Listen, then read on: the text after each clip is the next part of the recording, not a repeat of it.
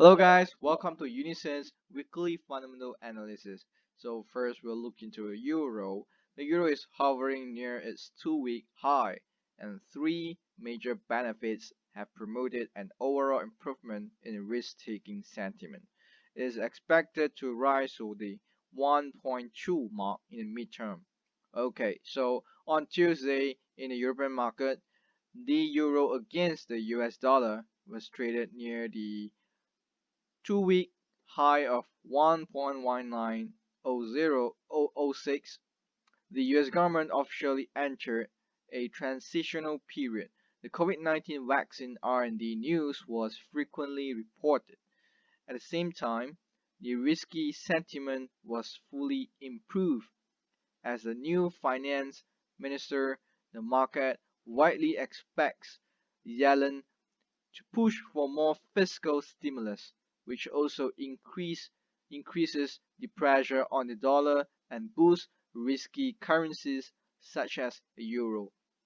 Besides, the British pharmaceutical company AstraZeneca announced on Monday that the effective rate of its COVID-19 vaccine may be around 90%. At the same time, AstraZeneca has also negotiated with the WHO vaccine plan pre-review plan.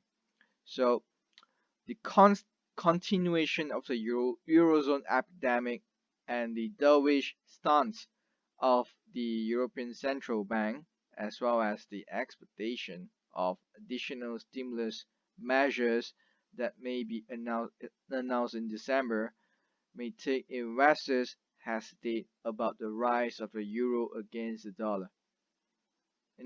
Furthermore, Danske Bank believes that the euro against the dollar will rise in the next few months, and the US economy will perform better than the eurozone in the long run. The 3-month target for the euro against the dollar is 1.2, and the 12-month target is 1.16. Since the introduction of the new blockade measures in Europe, domestic demand has gradually weakened.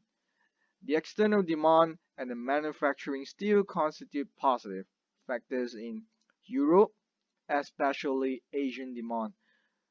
The European Union has launched the financial support, and the United States will launch a fiscal stimulus plan in the first quarter of next year. This factor and the potential brought by the new coronavirus vaccine will support a slow but sustained economic rebound in 2021. And next, we'll look into the US dollar. The Fed was forced to speed up. As we can see, the minutes of the Fed's November's meeting released on Wednesday shows that the policymakers may soon provide the market with a better guide to let the market understand how long they will continue to buy bonds to support the economy. The new guidance may also set out what policymakers need to see before cutting back on asset purchases. This implies that the Fed may strengthen the current quantitative easing program at the December policy meeting, although some Fed officials are hesitant to make recent guidance due to uncertain economic prospects. In addition, a report released by the US Department of Labor on Wednesday showed that in early November, the number of the Americans receiving unemployment benefits under the Epidemic Relief Program continued to rise. These plans will expire on the second day of Christmas, which means that millions of families will have a significant decline in income during the Christmas holidays, which will make it more difficult for them to afford their rental, groceries, and other necessities.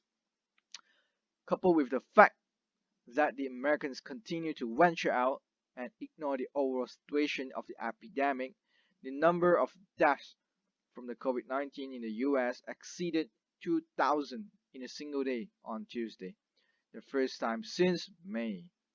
The number of hospitalizations reached a record of 88,000 on Wednesdays, and there were 2.3 million new cases in the US in the past 2 weeks, a record high. There are still a few weeks before the vaccine is launched, and the number of the new COVID-19 cases in the US continues to surge, but the Americans still ignore the request of state and local officials to let them expect to be at home during the Thanksgiving holiday, triggering health officials to issue new warnings. We can say that the US economy still tends to be weakened. And lastly, we'll look into the GBP. So, in the European market on Friday, the pound fell to a 2-day low of 1.3312 against the US dollar. It was reported that the Euro ambassadors called on the European Commission to provide emergency measures for no agreement. In addition, the British Prime Minister pointed out that the negotiations are still in progress. There are substantive and the important differences. And it said that whether there is an agreement or not, the UK can prosper and develop. This has led to the slight cooling of the no-deal Brexit worry once again. At present, the Thanksgiving holiday continues and the US dollar index performance is relatively calm, limiting the pound fall against the dollar. And the analyst also pointed out that the main reason for the pressure on the pound exchange rate is that as the weekend approaches, investors have raised doubt about the progress of the negotiations on the Brexit agreement between the UK and the Euro, and doubt whether an agreement can be reached as expected next week. So they were afraid with doubt.